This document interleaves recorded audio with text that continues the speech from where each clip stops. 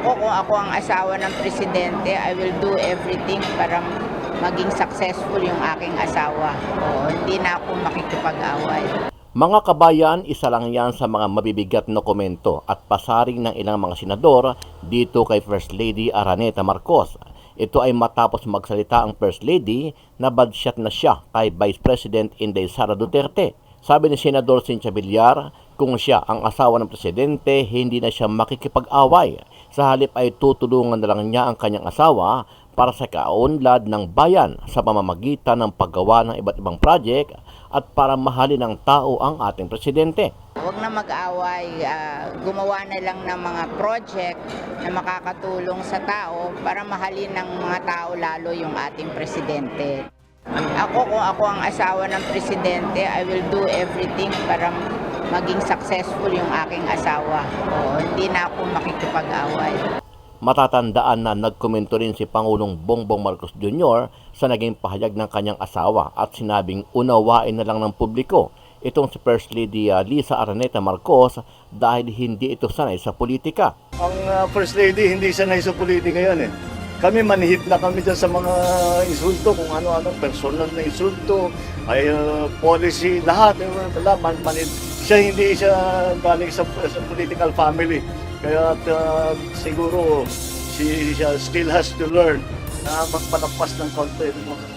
Samantala nang tanongin naman si PBBM kung may balak siyang tanggalin sa kanyang gabinete itong si Vice President Sara Duterte bilang DepEd Secretary, sagot ni Marcos walang dahilan para alisin si Inday sa kanyang posisyon.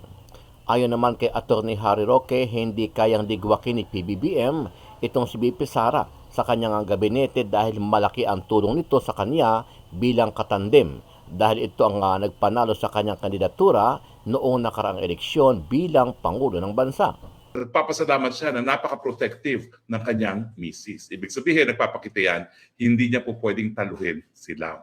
Sa totoo lang, kung ako yan, sasabihin ko, nako, my wife, huwag mong pakialaman ang trabaho sa gobyerno. Dahil hindi yan sakop ng katungkulan ng First Lady. Komento naman ng isang retired general, sapak na sapak talaga ang mga pahayag ng mga senador at iba pang mga personalidad na tila tinatawanan lang ang mga naging banat at pahayag ni First Lady dito naman kay Vice President Inday Sara Duterte.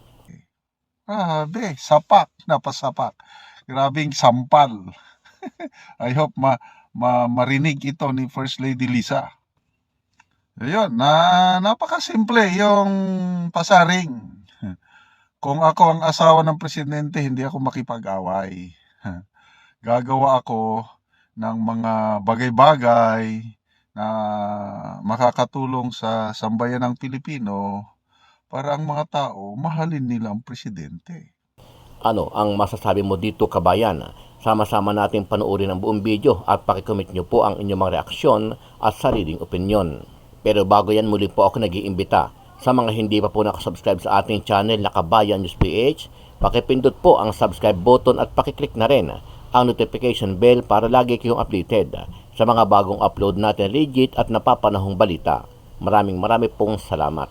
Para nga kay Senator Cynthia Villar, kung siya ang tatanungin, hindi na dapat magbangayan sina First Lady Liza Araneta Marcos at Vice President Sara Duterte. Kaugnay ito ng gusot sa pagitan ng unang ginang at vice-presidente matapos isiwalat ni First Lady Marcos sa isang panayam ang kanyang sama ng loob kay VP Sara dahil sa naging reaksyon nito sa pahayag ng kanyang ama na si dating Pangulong Rodrigo Duterte laban kay Pangulong Ferdinand Marcos Jr. Punto ni Senator Villar, kung siya anya ang asawa ng Pangulo, pagtutuunan na lamang niya ng pansin ang paggawa ng mga programa para maging matagumpay ang presidente sa kanyang pamumuno. Politika yun eh. Tayo naman kung ano lang ang tama yun. Kung ako ang asawa ng presidente, I will do everything para maging successful yung aking asawa. Hindi na ako makikipag-away. Huwag na mag-away, gumawa na lang ng mga project na makakatulong sa tao para mahalin ng mga tao lalo yung ating presidente. Aga dagdag ng senadora, posibleng nagalit lang si dating Pangulong Duterte dahil sa mga ipinupukol sa kanyang anak. Kaya anya ito nagiging defensive sa kanyang mga pahayag bilang isang ama.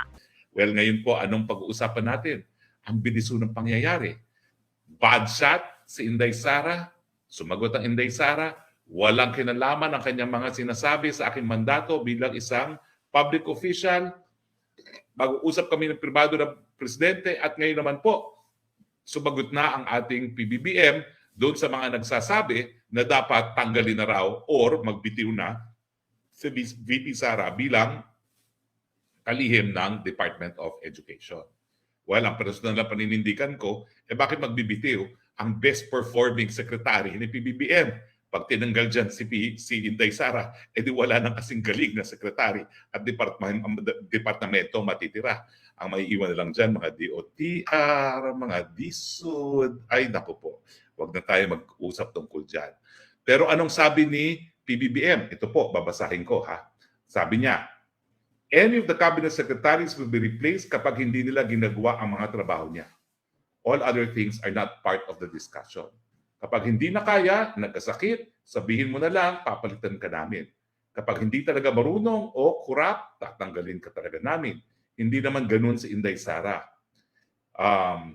So, sabi nga niya, in response to calls for Duterte's resignations from the following, at ayan nga. So anyway, ang sinabi niya, my first reaction is, pero ito po ha, sinabi nga niya, hindi tatanggalin si Inday Sara dahil hindi naman siya dun sa any of the above na hindi nagde-deliver, may sakit, hindi kayang trabaho, hindi marunong, kurap, none of the above na si Inday Sara, so siya ay mananatili.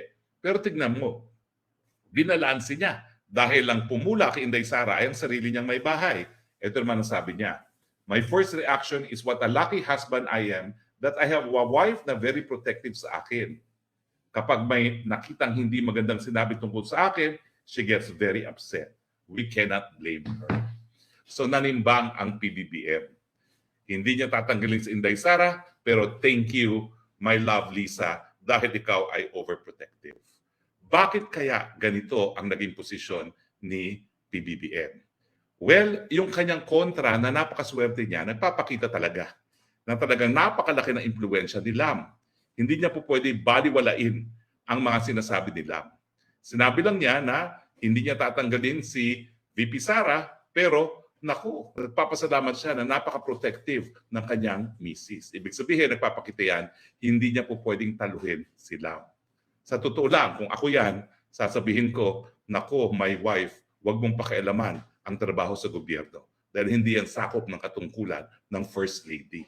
Yan po talaga ang sasabihin ko. At yan ang dapat na sinabi niya nang matigil na ang pakikialam ng isang walang mandato sa gobyerno. Pero hindi po niya nakuhang sabihin yan.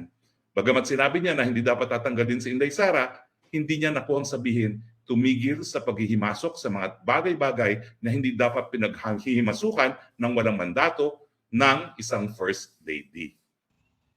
Ayun, napakasimple yung pasaring. Kung ako ang asawa ng presidente, hindi ako makipag-away. Gagawa ako ng mga bagay-bagay na makakatulong sa sambayan ng Pilipino para ang mga tao mahalin nila ang presidente. Sapak, napasapak. Grabing sampal. I hope marinig ito ni First Lady Lisa. Kasi talagang yung dating niya is palaaway. Ang nakikita ko na ang main objective nila sa bakit nagpa-interview ko agad, 'di ba? Dati wala na si Katunying, tahimik eh.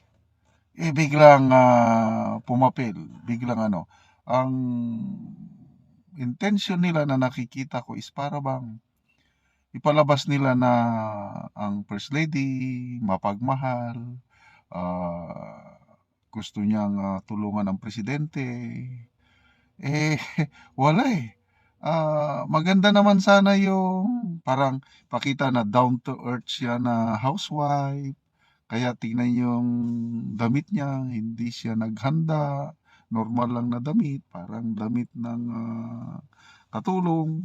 Something like that. Kaya paawa effect. Kaya lang ngayon nagbabackfire. Okay? Kasi grabe yung tunada ng kanyang salita. Ako pa? Kung ako pa yung patay sila lahat. Parang ganun. May yabang ang dating. So, palaaway, yun ang nagiging image niya ngayon dahil sa interview niya with Katunying. Kaya ang dami nang nakikisawsaw. Pati lalaki, si Senator Ping Lacson, may pang-asar yung kanyang comments eh. If kung lahat ng mga asawa kasing loyal ni First Lady kay PBBM, nako, maswerte ang mga husbands dahil ano na lang, di 4 ka na lang, wala nang gagawin para wala nang trabaho kasi nandyan ang First Lady. Pasaring yun.